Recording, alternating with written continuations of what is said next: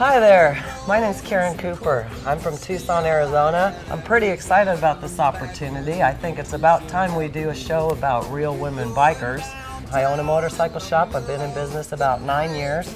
I work with my husband and my son, who I'll introduce you to here and show you around my shop. I build custom bikes. I work on all makes and models, but mostly I love to ride my Harleys. Unless I'm drag racing, then I like my Suzukis.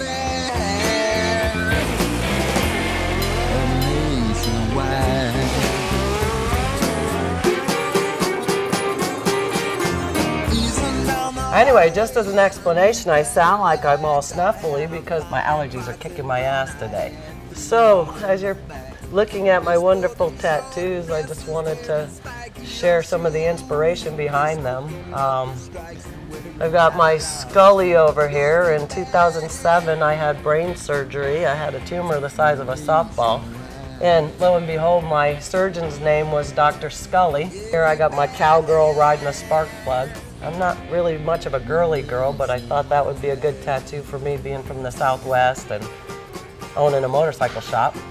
And then always, as always, my hero, Rosie the Riveter. She is the epitome of women being successful in the workforce and even allowed in the workforce. So there is the history of my tattoos. Oh, and I forgot Race Girl. Anyway, welcome to the shop.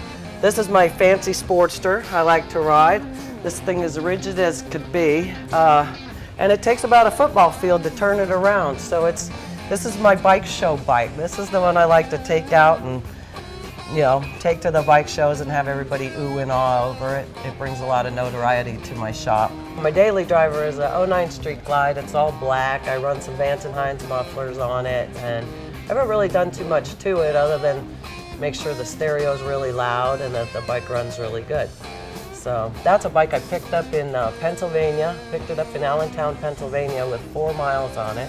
And then by the time we got it back to Tucson, Arizona, I had 3,702 miles on it. So that was quite a cross-country adventure. I've got a few other bikes I'm going to show you today that we've built. And then I also collect vintage Yamahas, so I want to show you some of them. And my goal is to convince you that this is more than just a hobby, that this is my life, and I don't really know anything but motorcycles. So, welcome to Big Sky. That's Maxwell. Hi Maxwell, how are you? Maxwell is just one of the shop dogs. We actually have 3 shop dogs around here. We've got Joey, Chopper, and Maxwell, and boy do they entertain the folks. They're fun to have at work, and they really keep folks. They give folks something to do while they're sitting while we're waiting, working on their bikes. The other folks I'd like to introduce you is my husband. My husband and I, Lance, and I own the business. Back there we've got Gray and Chris, and they've been with me about 7.5, 8 years. And then I have Joshua, who's been with us a couple years, and Shane, who's our new tech. And so I got 4 full-time techs. And then my son, Dan, he's the parts manager. He runs the front counter and deals with the customers and does a really good job with parts. So I learned to ride mostly in the desert on dirt on a 1975 dual sport Yamaha 125. It's a DT 125. Well, years later, I got rid of that bike, the original one I learned to ride on, and years later, a customer of mine showed up with that bike in the back of his truck and said he wanted to sell it.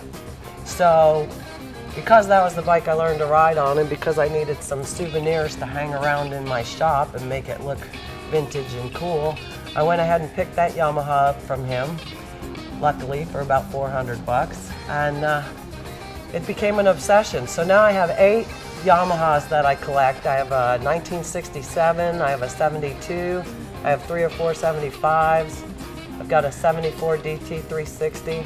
They're all in interesting condition. Some of them are rideable and perfect, and some of them need a lot of restore. But I thought I'd introduce you to my vintage Yamaha collection.